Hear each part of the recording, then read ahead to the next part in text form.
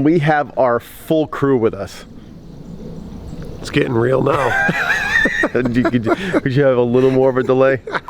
Hey Alan, you ever do the magic snap trick? No, I haven't. What? Oh, it's so easy. Boom. See? Easy.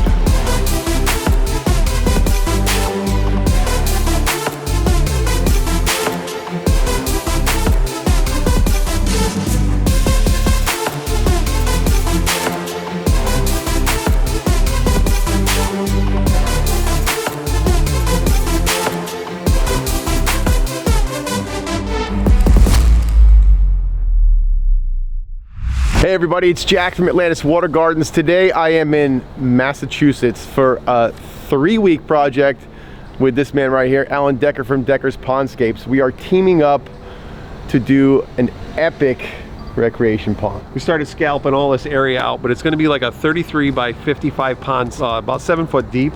It's going to have this cool infinity edge waterfall that's going to drop back over into this whole reverse wetland area, where there's going to be like a fire pit, some slab steps, and it's going to be super interactive. So everything is just going to flow nicely. It's going to be a beach up on top. We're going to have 2 wetlands, not just 1, but 2.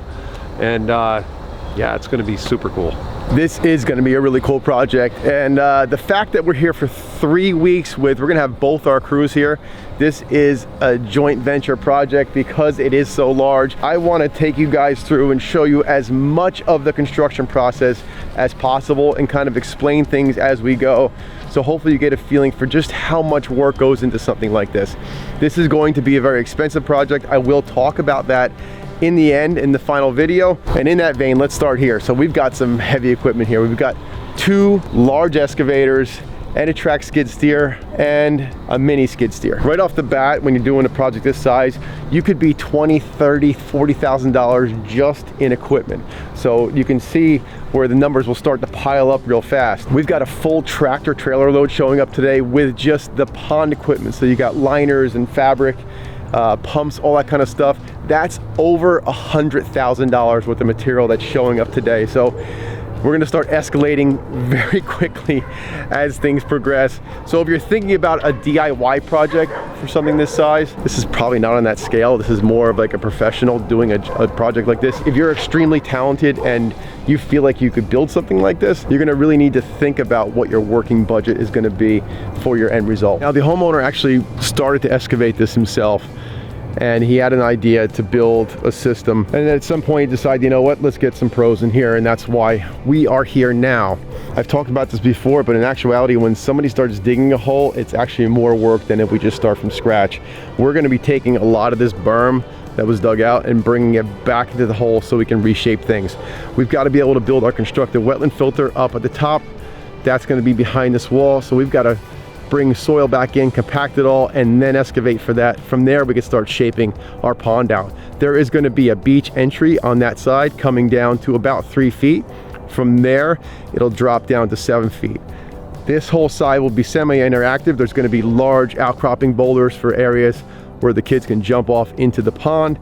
And then right about even with this existing retaining wall, we'll be building a dam of sorts. There'll be gigantic waterfalls coming off the backside, so that whole pond will flow off of here down all these cascades to a secondary wetland filter before it goes into a 7,000 gallon reservoir. Alan and I got out here a few days early so we can start to do some of this preliminary work. We've got a lot of excavating to do today to move dirt around, start shaping things so we can get that wetland dug. Then from there, we're gonna have to really think about how we're going to make this happen, because we are up against the house and the retaining wall. We can't just dig the whole pond, put the liner in, and then set the rocks, because even with a large machine like this, we're not gonna reach all the way to the other side, which is almost 60 feet away. So this is going to be done in sections. We're gonna actually dig, get the wetland in, get the beach situated as far as the excavation, get our liner in, fold it all back, and then work that side. In the meantime, I'll probably start down the bottom with getting the excavation done for our reservoir. We are using external pumps on this pond because they will be swimming in it. We'll go through all that stuff as we get to it, but first things first, let's start moving some dirt.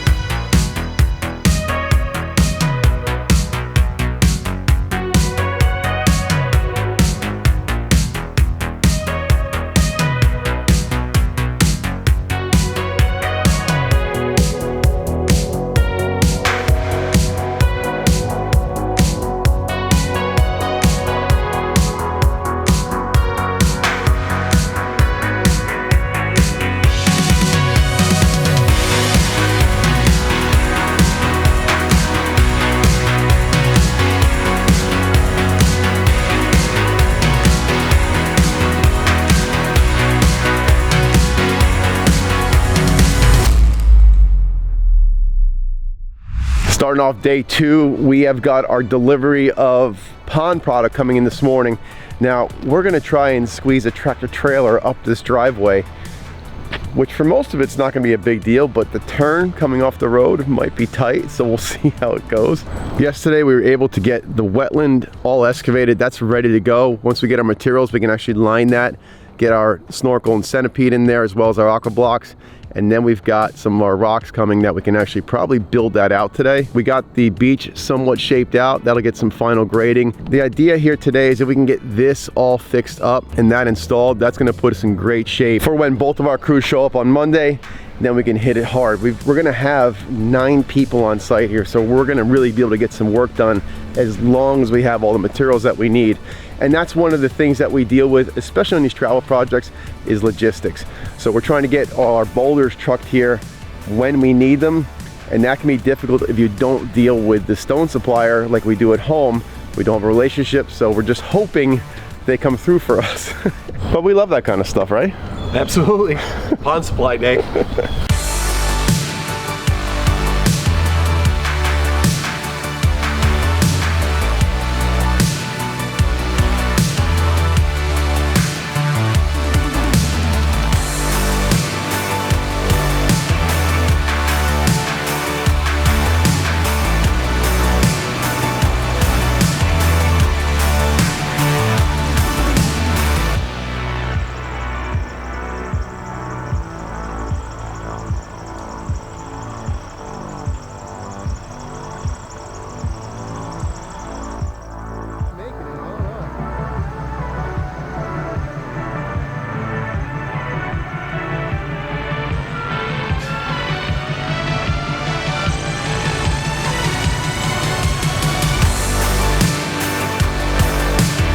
This poor guy is like playing Tetris with this truck, trying to get it up into that little driveway so he can swing out without taking down that rock wall and make it back out of here.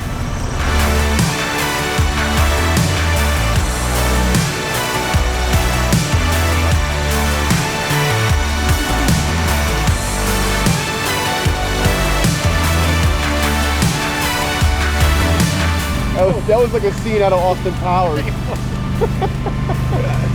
You know, it took longer to get that truck turned around than it did to unload. Oh, now we can get to work.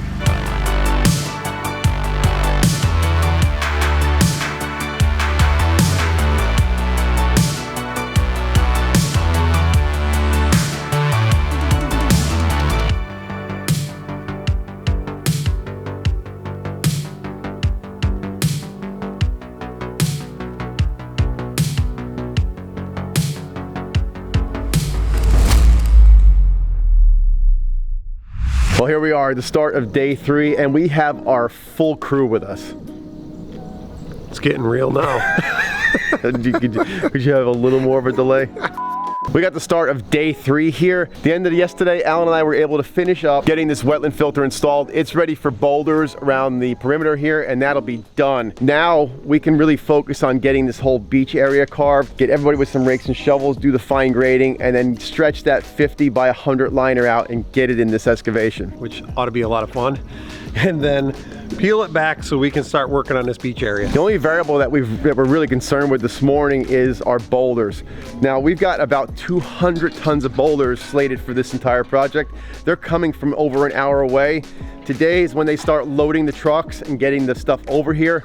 So as long as that falls in line and they are bringing it consistently, we should be in good shape. Otherwise, we're gonna have 10 guys standing around staring at each other. Let's get it rolling.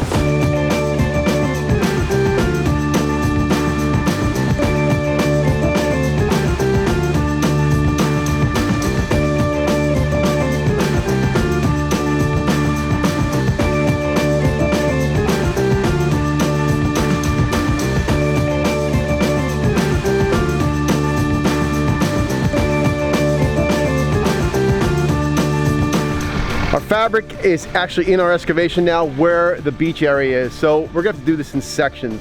We've got a really large excavation here. And even though our machine is 60,000 pounds, it can only reach so far. We've got a 50 by 100 liner.